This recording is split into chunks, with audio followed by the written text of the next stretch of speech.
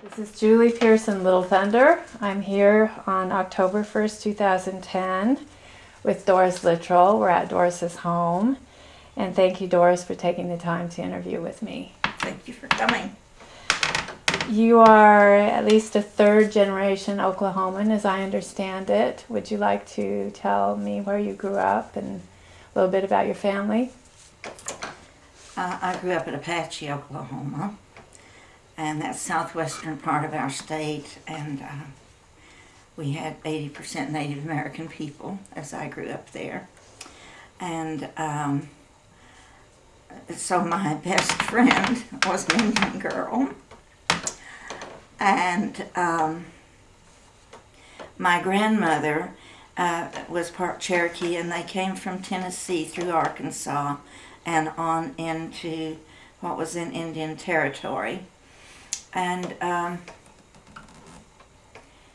my grandmother married and had 4 daughters, and he had a dray service, and he worked in all kinds of weather, and he had TB, and the doctors told her he should be taken to Pueblo, Colorado, and if that didn't help, then they'd need to go on into Arizona. And he lived 3 months, and she came back with her 4 girls in a covered wagon, and he had left her with some money, so she bought a ranch outside of Apache, but also near the edge of the Wichitas, and she had cattle. And through the years, she met Mr. Cook, who lived on the farm adjoining her, and his wife had died, and they got married, and he had 4 children.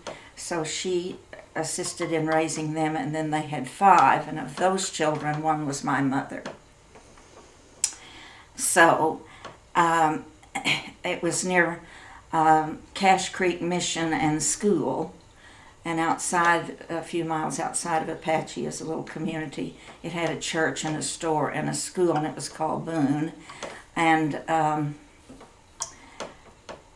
when the Presbyterian Church closed the school at the Cache Creek Mission, then the Indian children were taken into Boone, and those children and my grandmother's children were the only non-Indians, and so my mother grew up with all Indian children in her school.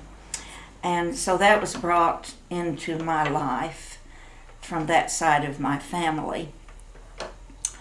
And then I went to Apache school, and I graduated high school there.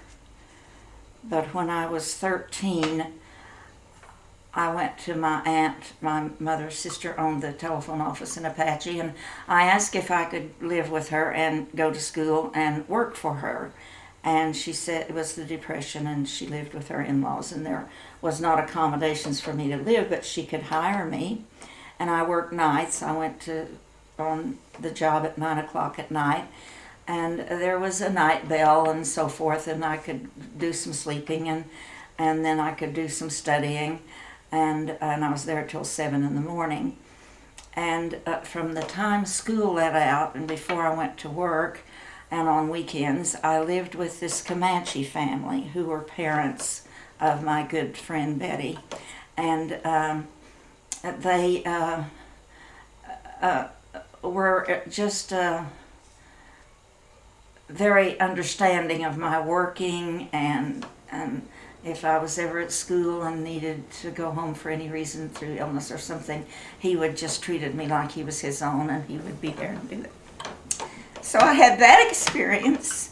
And then when I graduated, since I had gone to work so young for the telephone company, I was waiting for my experience to be bridged to Southwestern Bell in Oklahoma City, and that was in like 1949, 50, and then I went to work, and I worked at night, and at 4 in the morning it was my lunch hour, and I went to Bishop's, which was a restaurant on Broadway and 4th, and to have my lunch, and I met Bob McCabe there, and we knew each other, got acquainted, and then in 1951 we were married, and in 52 we had our first daughter, Toya, and then 18 months later we have Kim, and his mother lived in San Diego, so every summer we would go to California to visit her, and when we went through Santa Clara Pueblo, we started collecting black pottery from Santa Clara and Navajo rugs, and if we didn't have, we had a limited budget, so we would camp out, which we liked to do anyway, and we saved our money from camping out by camping out to buy art, and we bought pottery and rugs. And then one day I said, you know, we have the town I came from has a lot of painters. Why don't we look in to see what in Oklahoma we might do? So we started buying Oklahoma painters in 1952, and so it sort of passed around through the Indian community that we were doing that, so they would call on us and ask if we wanted to buy things, and so that's how we started. And I then went to states, not so much into the east, more Colorado, New Mexico, Arizona, and California, and in those states, and I called on museums and galleries with the art, and that was a help to introduce Oklahoma Indian art outside the state. But then I thought, and I did this for a number of years, and I thought, though, the thing that seemed to help in my mind as I look back, marketing Native American from Oklahoma art, was in 1968, I went to the Oklahoma Art Center, and Imogene Mugg managed the museum gallery. And I asked if she would be interested, and she let me consign some Native art. And one August, that was in March, and in August she called. She said, we don't have a show in August, it's too hot and no one will come. Would you like it for your Indians? I said I sure would. And so we started having these shows, and I would consign, and I'd buy them, and the artist would get 50%, and then the Oklahoma Art Center received 30, and Imogene worked for 10, and I worked for 10. And then after a time, she got acquainted with the painters, and she worked well with them. And so I didn't need to consign anymore. And it was through her they learned to market by consignment and invitational shows, which she did for 14 years. And instead of just buying and selling, it was a very important thing for the artist to learn how to handle that part of their career. So then I, with my husband, Bob, opened the Oklahoma Art Center in 1979. Is that what you called, was that your first gallery then? That was the first retail business that I had. I'd always traveled and been a wholesaler. And so then I had now a retail business with him, but we had done some printing, and he really wanted to be in the print business and I didn't, so he took the print business, I took the gallery, and then he became an independent art dealer dealing with painters other than the ones that I dealt with. And so I did that until 2010, September, and I retired at 82, and that was from the gallery. But at home now, I'm I have Merlin Little Thunder and Robert Taylor that I broker their art. And because I have been with them 18 to 20 years and I have a fairly vast established market for their work, and their patrons would ask me, well, where can we find their work? So I'm going to show that at my home. Plus, if collectors have things that they would like me to sell, the older art, which I worked with in the beginning, and I have a close feeling to that, and some customers for it. So I'll be doing that as well here at home. But I was reluctant. It's the reason I worked so many years to ever quit, because I've had such a good feeling and so much fun. I always felt so rich that I could make a living at something I loved so much. And so I just will continue at home. But it's nice to be home too, because I'm domestic and I garden. So I have the best of both of it.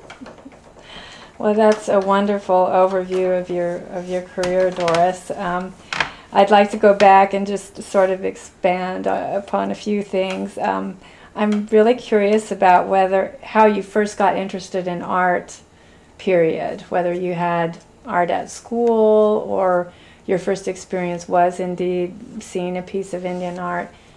How did you get interested when you were young? Mother's brother, my Uncle Everett, took me to powwows and things when I was very small, and he was in school with Alan Hauser and Spencer Asa, and later neighbored close by George Giantai. And Mr. Giantai, and we visited my uncle a lot, and so he would have paintings on the wall unframed, and he'd just put them up with push pins. And so I would like those, and sometimes he would say, yes, I could buy them. So he would pay Mr. Giantai whatever he paid him, and then he would mark them up 50 cents and sell them to me. How old were you then? Is that when you were working? 18. 18. So that was my first awareness of Native American painting. But the Indian ways, I had been living with the Comanches, and Uncle Everett had shown me how fun it was to know them. So and Mother, her friends were Indian people, and so that was very easy for me to. But as a child, a very young child, I felt close to color, and I was allowed in my childhood to dream. And my sister could, paint cabinets and build cellar doors and do I could none of that. But the cows, we lived on a farm, we were farmers, and the cows were always supposed to be treated gently, and so they allowed me that was my job, to drive in the cows for milking, because I would dream so long that they were just well tended. And then when I was 5, my mother sent me to what we called expression lesson classes then. And I went to a little school outside of Apache called Broxton before I started to school, and I'd give readings at these, and they were usually humorous readings, and the audience would laugh, and I would think that's pretty fun. And so I think I was accustomed to talking to people, which has to do with selling art. But there was a kinship in all of this with feeling color. I really felt color. I remember thinking as I'd walk, how many ways could I think to use pink? But I wasn't a painter, but I felt art things. That's really interesting. And that's how I think it started with me, and then of course it went into Native, because innately they're such strong colorists, and I acquainted myself with that early on. I saw, no matter how untrained or anything, that there was a dignity in their use of color. Well, I think your cultural exposure, and familiarity with the different cultures, Southern Plains, comes through. And I was wondering, you had mentioned in an interview that, your family's closeness wasn't, it may not have been typical, and that Indians weren't always well treated in that part of the country. And I wondered if you were ever sort of felt any of that deflected on you because you were friends with so many Indian people. Were you ever conscious of? From the very beginning, way young, much younger than as I reflect on it now, you would think a youngster would feel that, but I did. And as Betty and I my Indian friend would walk down the street in Apache going to her home from school, we had to pass a pool hall, and the guys would stand out there and call her squaw, and I would go up to them and offer to fight them. I was just going to hit them, and she'd say, "Oh, just don't pay any attention," but we were in the 5th grade, and that's why I was so close to my mother and my grandmother and her side of the family, because the other side of my family was more like the people in Apache. You could have someone like Doc Tate, who's very famous, only Indian person who ever played at Carnegie Hall, and they didn't know any of that. They didn't know that he was a great painter living among them. They didn't, and that always bothered me, that they were so prejudiced against Indians, and that's why I say there was 80% Indian, but that 20% that wasn't was very strong against them. And yes, that was, I don't know why I first wanted to know her when we were like in the 2nd grade, but I know very early on I regretted that I didn't feel that had to be. And so that's been in my life the whole time of my life, but it really didn't have anything to do with me trying to market. I tried to look at the value of each individual person and how they might grow, and how indeed they did grow. If they remained a painter, they just got better and better and better. So I learned like that, but there was always that kinship that made it joyful to work with the painters and joyful to work with the collectors who bought their work because they were so close to it like I was. And so you had it coming and going, just a lovely love affair both ways. Those relationships. Mm-hmm.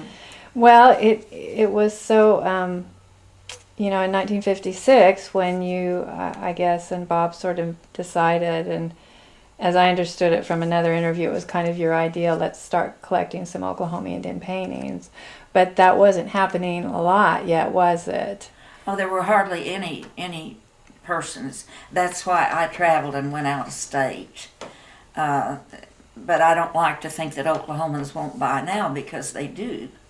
And but that took a lot of loving and caring, and the artists availing themselves of invitationals where they were awarded awards for the finer blue ribbon winners and so forth, and it just grew and became, until it became introduced to more and more Oklahomans. And now I don't like to hear that they won't buy, because they do buy. But when we started, there was very, very narrow market. Mm-hmm. And you had been previously, as you explained, collecting a little bit of Santa Clara pottery and some But that was just Navajo to take weavings. home. Uh-huh. But there's kind of a learning process involved in just the collecting part. Yes. And I wonder if you could talk about that. You've actually have expertise in a lot of different areas, partly because of that collecting process. It's true. I ended up, like, our name was Oklahoma Indian Art Gallery, and that was my primary item to market, was the painters' work from our state. but I did love it all, and do today. Pots and the baskets and the rugs and the jewelry. And just the more you read about it and let dealers who dealt in that, like I dealt in the paintings, talk to me and explain who the finer potters were, or what made up this rug be a finer rug than that rug. And so I learned from people who were marketing. Not so much that I knew Navajo weavers, but I knew the people who dealt in their work, and they taught me. And then, of course, still today I was reading a book on Navajo rugs. I never tire of reading about all of it. And the only thing I never collected was kachinas. And that's a whole new thing, a whole nother thing. And nor did I carry them in the gallery because they were so hard to ship. But a lot of galleries in the Southwest do carry Navajo dolls and Hopi kachinas. I hope that answered you. You did. Can you describe a little bit the kinds of paintings that you started out collecting in the later mid-50s with Bob in terms of Oklahoma Indian painters? Well, at that time they were primarily very traditionally done, two-dimension, no foreground or background, and most of the painters were still expressing themselves in that manner, and I learned to love that, and I still do love it. A lot of cultural information. They were, yes, if they painted a dancer, they knew all about that dancer, and so everything about it was done correctly, and you could learn from it. But also the very fact that they were painting something that they knew made it somehow end up more history and ethnography rather than for art's sake. And that started to diminish as I worked years and years with it. There was an artist named Bobby Hill, White Buffalo, who started doing scenery, and a lot of people didn't want to do that, want to encourage that or anything, and don't buy that because that's not traditional. But if we let them alone and let them go ahead and evolve into what was their natural makeup so to do, then I could see that also the Indianness was filled with it, their love of scenery and so forth. And Merlin Little Thunder is an example of that. I feel he has a memory for any landscape that he has ever seen in his whole life, and he can just pull that up, and it comes through his mind to his heart to his paper, and it would have been so wrong to have ever said to him, "You mustn't paint that," and which actually did happen, but you were known for handling, not with you, definitely, you were known for handling Doc Tate, Navajo's work, Comanche Artist. And I wondered if you could tell me a little bit about your relationship with him. Yes. First of all, he went to Apache school, and he was my brother's age. He was younger than I am. And but I knew him through school. And then his parents both died within a few months of each other when he was 13. And his brother Malcolm tried to keep the children together, but it was not possible. So they sent Doc to Fort Sill Indian School. And I didn't see him through those years, and I was in the gift shop at the Southern Plains Museum in Anadarko. And we were buying art. And I looked over and I saw this miniature, maybe 2 by 3 inch, and it was a Comanche couple on horses. And I said, and Rosemary Ellison was the curator, and I said to Rosemary, "Who did that?" And she said, "Well, it's Doc Tate." And I said, "Navajoya." And I said, "I didn't know he painted. And where does he live?" And she said, "Well, there's his wife standing right there, ask her." That was Rosemary's way. And so I introduced myself to Charlotte, and he lived where he'd always lived, in the Nevaquoya land. And so we went down to see him. It had started raining, and the property was on a non-graveled road off of the main road. And so Bob sort of drove where he could, and then he stopped, and I walked through the mud up to Doc's house to see him and introduce myself again. And he had 4 paintings, and I bought them. And he always said that he had really decided that he was going to be a painter, but since I liked all 4 of them and bought them, he thought he'd just keep on painting, and he'd just be a painter.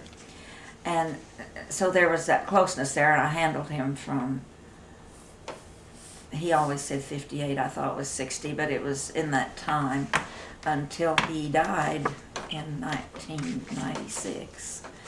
And then, of course, he made flutes and played flutes and was famous for that, probably more than painting, because there were so few flute players and makers at that time. And he was always so professional. It was just a pure joy to deal with that man and to know him. Well, and I like hearing that because, of course, he tells the funny story about you coming through the mud in your high heels, or so elegant, but you actually had a lot of history, and it's the fact that you valued those paintings, were buying them, that partly encouraged him to buy, not just anybody, but in particular. I think he knew that I was going to be. Somehow he knew that I was going to always be marketing. We just knew. But having such a fine relationship with him, and such a comfortable and a happy time. Bob also, they enjoyed each other a lot. So it just was a nice foundation to start dealing with more and more painters. And he was, he's considered he was painting in the flat style somewhat, but he was also innovating, wasn't he? Yes. In what ways? He started putting in foreground and background, and the things that I had purchased at first were two-dimensional dancers, and he went away from that. His horses were naturalistic, and they were still very much traditional in ways. It was like blocks of color. There was that existed in the snow. It was blocks of whites and grays that seemed very traditional, but at the same time he had gone on to more than just two-dimensional. And that was fun to see that develop through the years. And he had mostly people who would buy his things enjoyed both, but one thing he was famous for, he and Archie Blackowl Cheyenne were the only two that painted on black board, and there was no erasures. You had to have a perfect hand for that. And he would always play, he painted dancers only on black Doc, and he would always play dancer music while he was painting them, and they were always inspired. He never repeated the same. Posture was always different. It was a different pose of the dancer when he painted. They were always original, even though it might be the Comanche fancy dancer, but it was always different. And they took so much time, he couldn't do a lot of them, so there was always that feeling that it was non-commercial. That's neat to know. You mentioned Imogene's show, the annual Invitational, and how it really sort of helped artists manage their careers because they had to consign for that show. Were they also present for the show? Was that yes, a part of it too? Yes, they all attended. They all attended. So that was, since I didn't own a gallery and I worked as a wholesaler, that was my first experience with watching them and how they attended shows and enjoyed meeting the patrons that were buying. It was just a joyous escape. And she was very good with her handling of the patrons and the artists. And when I was in town, I would always go, not to work. I'd help if she needed help, but I didn't work for her. I just attended and observed how that was evolving. And then later, when I had my own gallery, I had shows all the time, and that one of the purposes of that was so they could meet their patrons, and the patrons would come because they wanted to see what they had created fresh and new just for this opening. And so it was a lot of work on all our parts, but it was always something that we all enjoyed. Are there any highlight sort of memories you have of a particular show? Or I know numerous ones probably, but well, I didn't do invitationals, and so I never awarded that. Then after Imogene was done with Native Americans at museum shows and those kinds of things, did that. So we just had a fun time with food and a certain period of time to have them there. And I remember that I never wanted to serve anything alcoholic because that seemed rude to me. Many of my artists were in recovery, and I thought, well, why do that? But it is, of course, the stylized thing to do is to serve wine and cheese, but I always just had none, And no, I can't remember any in particular. Very good. They were all just fun. I was wanting to talk to you a bit about, opening the gallery, because as I understand from a previous interview, you took almost a year to prepare opening for it. What were you? What was I doing? Yeah, a lot of. What was the preparation involved?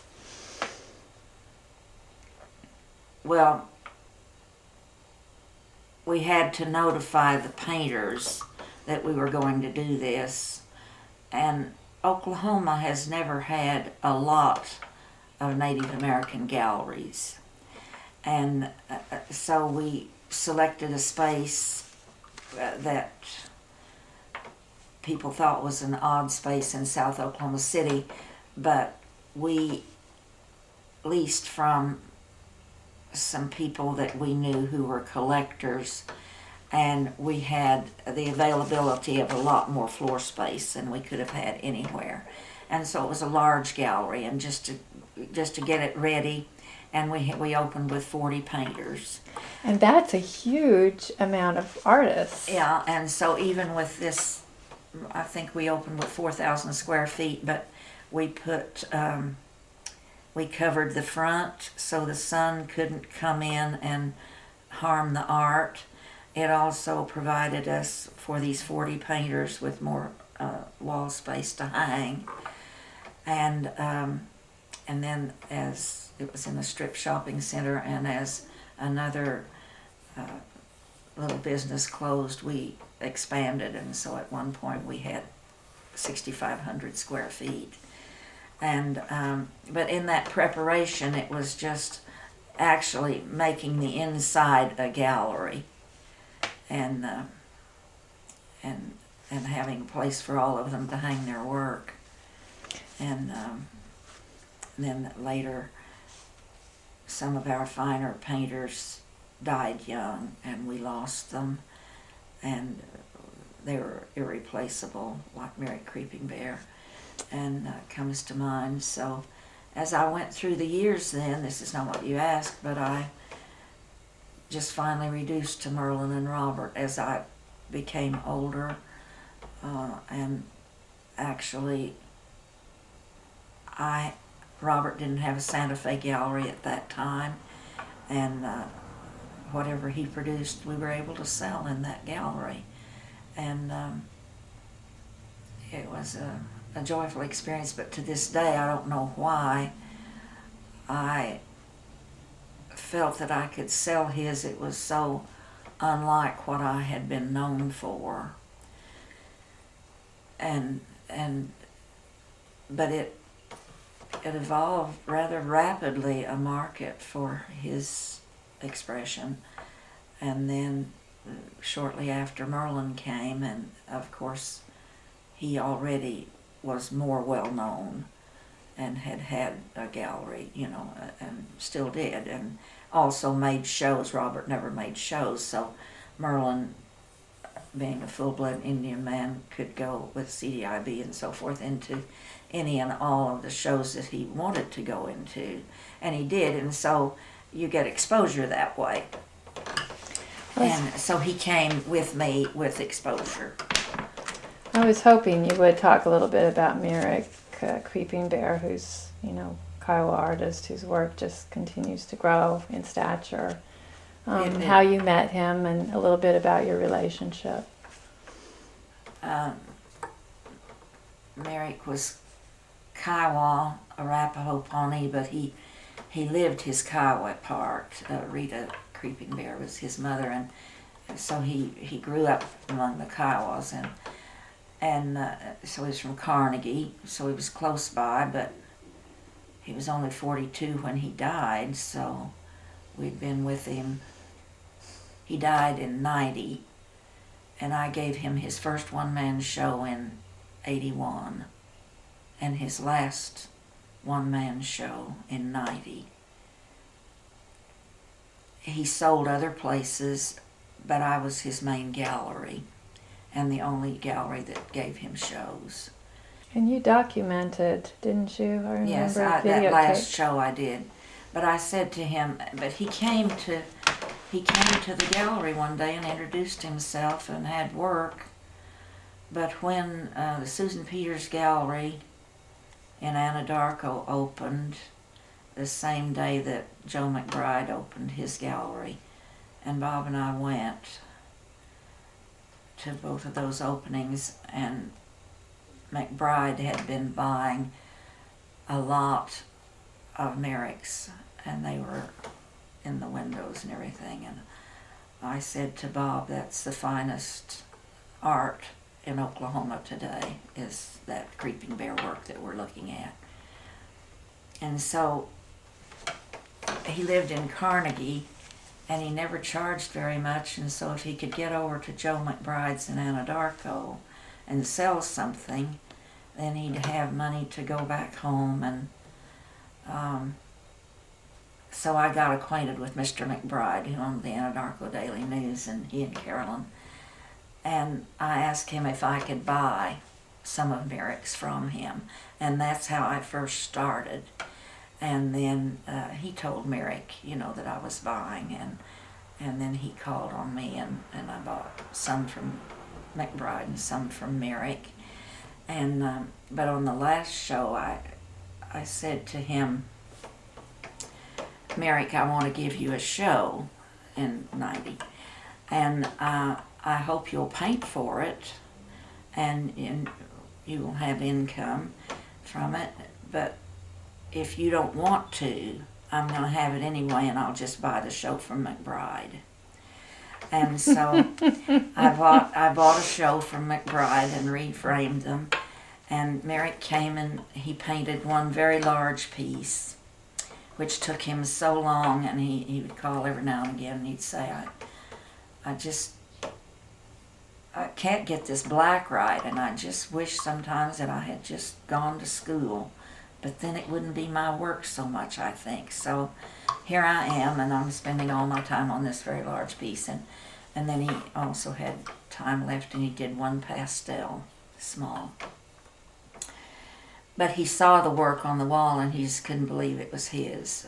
He couldn't, because it was the whole gallery full. And we sold so well, and I told him, I'm going to reprice your things, and I'm going to give you some of that income from where I went up from Mr. McBride's prices. and we got enough for him to buy a new little car.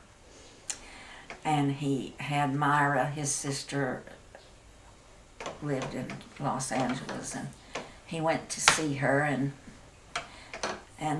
he was lost in East LA, and he stopped and asked for directions, and they beat him almost to death, and they stole his car, and he had, Bob always photographed, and so he had this photographic reproduction of the whole show. He loved that packet.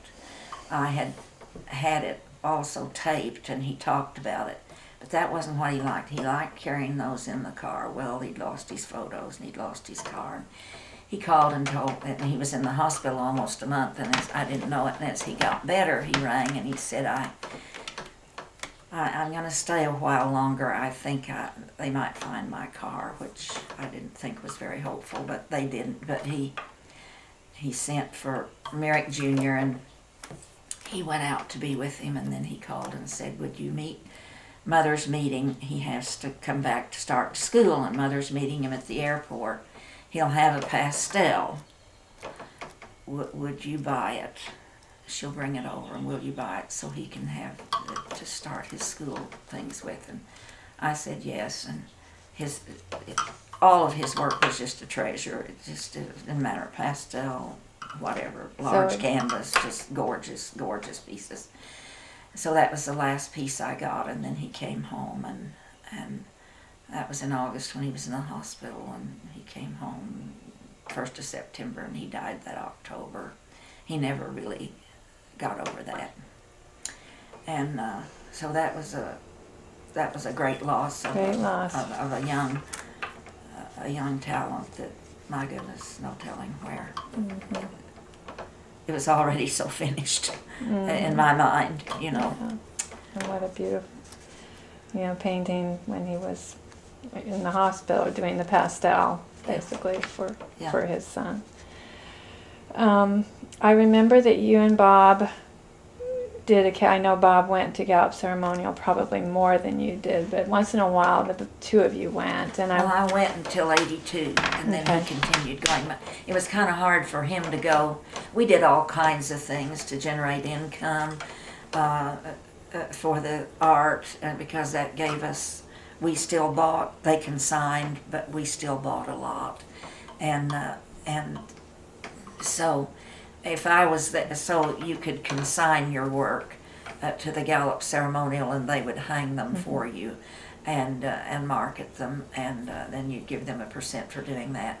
And then it was kind of hard for him to have to stand in line and have all of his art with him, but have to do all of this registering and so forth. So, and leave for a little while the art there by the car. It was difficult, but he did it after 82 because the gallery was such a business. I couldn't leave it, so he went all those years by himself, and he marketed there. And for a time, we went.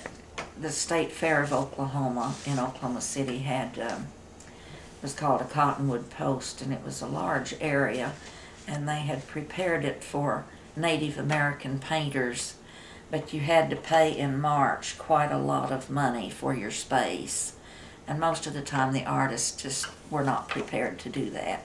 So we would take a whole big long wall, and we'd put up Oklahoma Indian Art Gallery, but we would invite artists to come and be in there with us, and we'd market there. So things like that seemed easy for us and fun.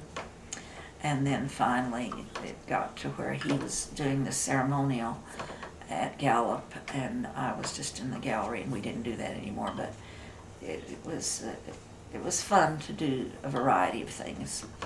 How did you come up with the name? I mean, it seems really sort of, like a simple name, but... A friend of mine said, he was a good friend and a collector, and he said, that is the dumbest name I've ever heard in my life.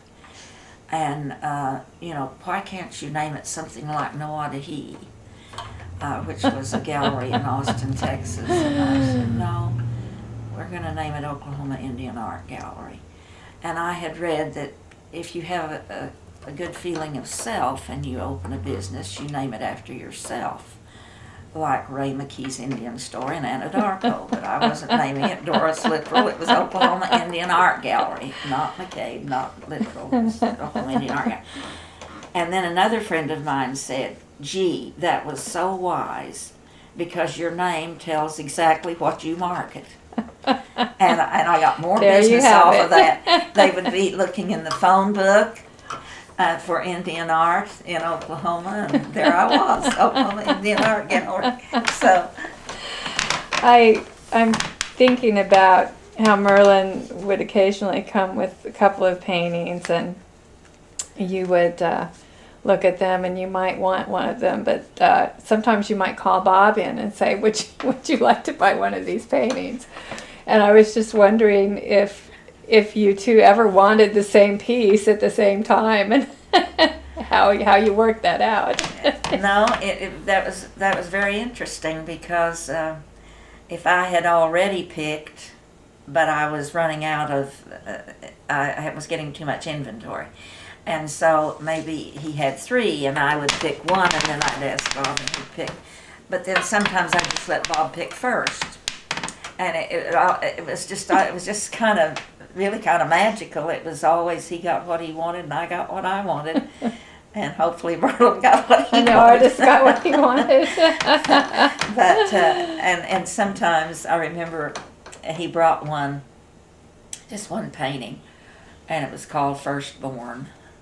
And I cried. It was so beautiful. It was this mother holding up her newborn to all of the ancestors that had gone before, and there in the clouds, there they were, and the beautiful water where she stood, and everything. The landscape was beautiful even without all of the rest. And I thought, oh, it's so beautiful, and as the only print I ever printed on my own, and I printed that with Merle. We did well with that. One of the things I loved about your gallery was the fact that, it didn't seem like it was solely, or even, you didn't sense the feeling, this is a business. It was a business, but it was also a place where you could sit on a really nice piece of furniture, look at a beautiful weaving. Sometimes we'd see flowers that you might have cut and assembled. What made you, why did you want that look for your gallery? Well, I just love a sense of home, number one. And I thought, I'm going to be up here.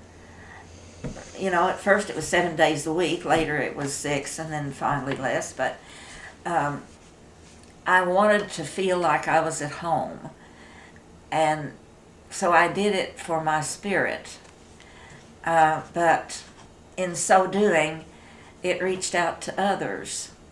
I didn't say to myself, I want to show them how it looks. You'd often hear them say, oh, it needs to go in a cabin, or it needs to go on a brick wall, or it doesn't need anything. It can hang anywhere with anything. So it wasn't that. It was just that I wanted to have that feeling that you could pick a bouquet and put it there, or and then also I never sold. I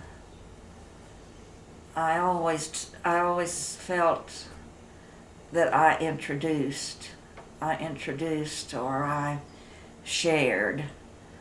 That's why I loved having shows, because let them get together with the painter and see how fun that is, to talk to them about what they were thinking, or how they felt about the subject that they're looking at here that they've painted. And that's a different way of presenting for sale than someone who is a hard sell. I was never taught to sell. I never had any training. That's what came natural to me, was a kind of a teaching. I had books if they wanted to buy a book. They never sold a lot, but that feeling in the air was there, I think. Of learning. That also goes with home.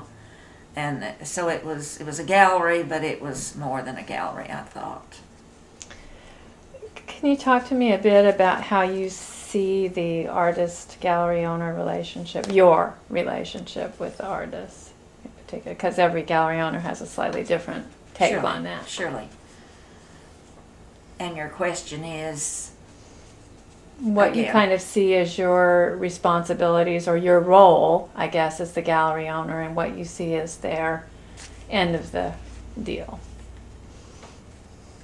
How did I feel it? I felt as I established a gallery.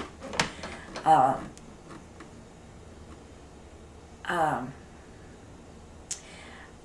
think the first thing I felt was their Indianness, even before their paintings. A spirit that lived within them. That was first. And I brought that in from my grandmother, and everyone that had touched my life came into that. And it went over to them. That was the first thing. And then what we had to show was their talent. That was the next thing. And then how do you present it? And you present it as if it was their home and mine. And I think they responded well to that. And not to say that there aren't other ways, but if you'll find what your way is and be true to it, that's when it really works.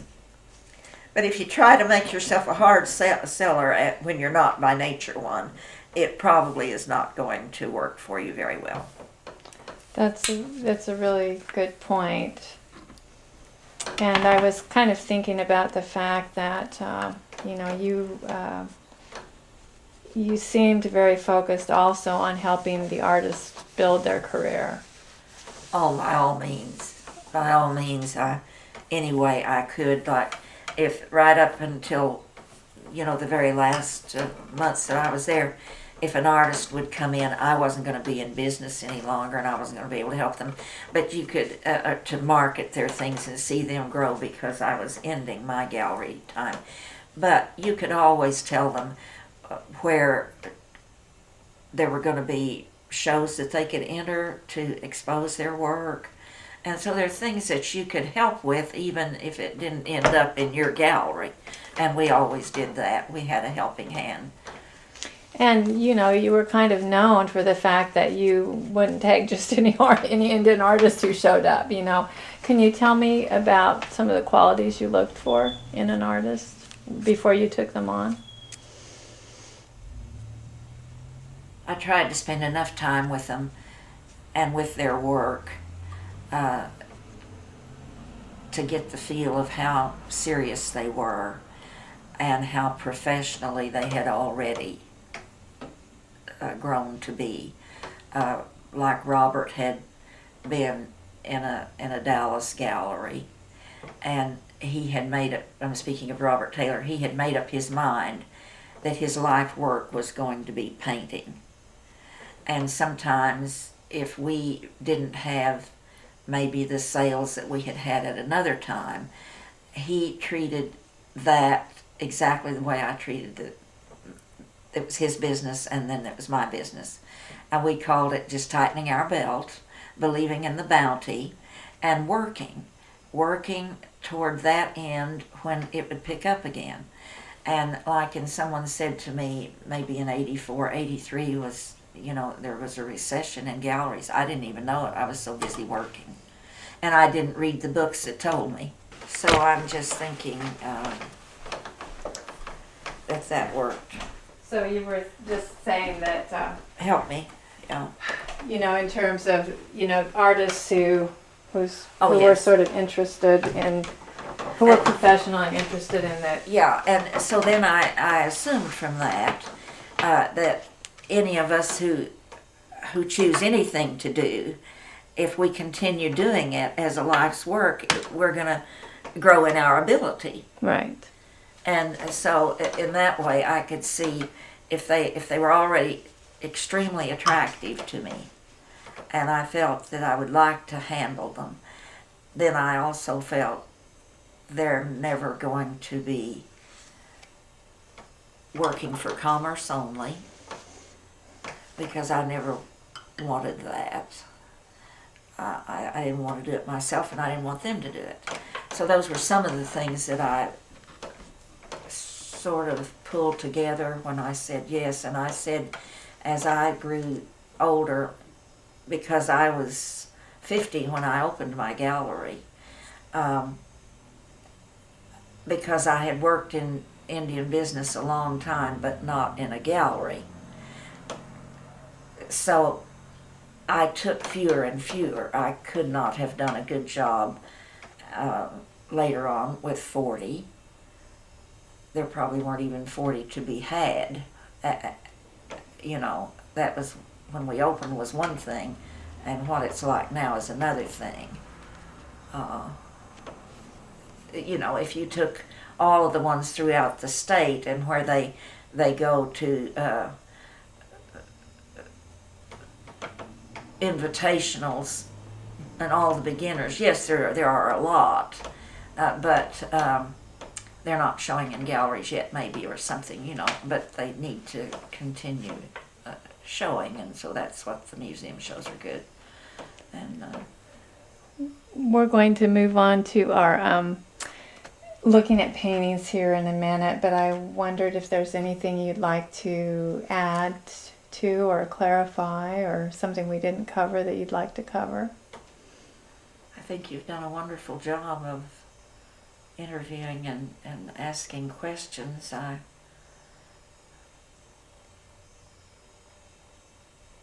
I feel honored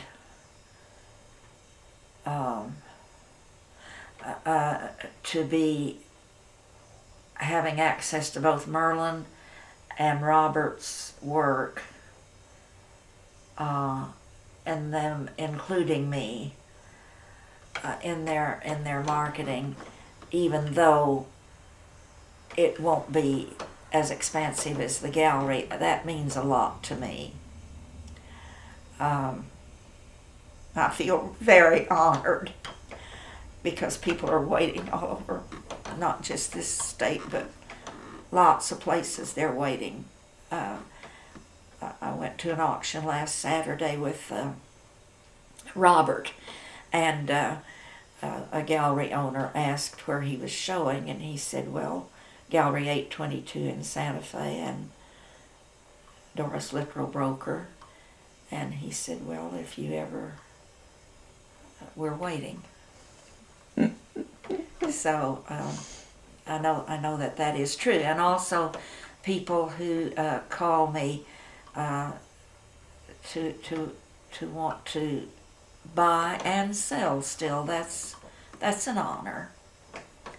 You know, just those who, I don't want a lot of people in, but just those that I felt really close to that had asked where they could find Merlin or Roberts. Or this one lady came to me, and even before I told her I've known her 40 years, and she said, I want a Doctate and I want a Hasselday, and the money that I want to spend is this and this.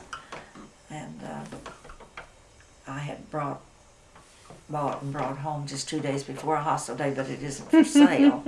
And you know, so the fact that she's telling me, if you locate these, this is what I'd like you to call me on.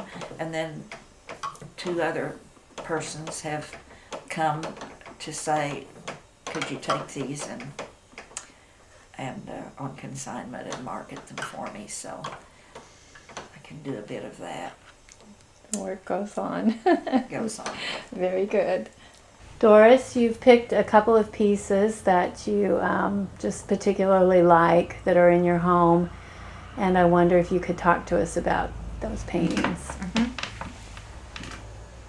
This is called Antelope Hunt, and it's by Hasselday, who happens to be a Navajo painter who's passed away, I believe, in a few years back. And he was considered the first contemporary Native American painter. He went very young to the Santa Fe school, and Dorothy Dunn was instructing a little later on, but she never tried to change his composition. And in 1981, I gave him a one-man show in the gallery, and I've always just been comfortable with his pieces. So I'm living happily with this one. It's really lovely. Okay, I'm going to hand you another one, and I'm going to adjust the camera while you... This one is by Robert Taylor. It's his most recent piece that he's brought me, and it's a medicine bundle. He's well known for his birds and feathers, and I thought it was attractively presented with the red feathers of the parrot. He also did a nice writing for the prospective buyer about what he was thinking when he created it. Thank you. Mm-hmm. Now I'm worried about the glass on this, so I'll just do the best we can. I'll take a look at it, right, and see if it needs... This is by Merlin Little Thunder, and Merlin's been with me maybe 18 or so years, and after he had been bringing things for maybe a year or so, he brought this one, and it's called On the Way to Oklahoma Indian Art Gallery. And there are all of the horses, and they're loaded with paintings. And I always felt a kinship to it, as if he was saying to me, okay, now you wanted to work with it, so I've got a lot of art right here, and let's see what you can do. And my daughter Kim wants it for hers later on. Thank you.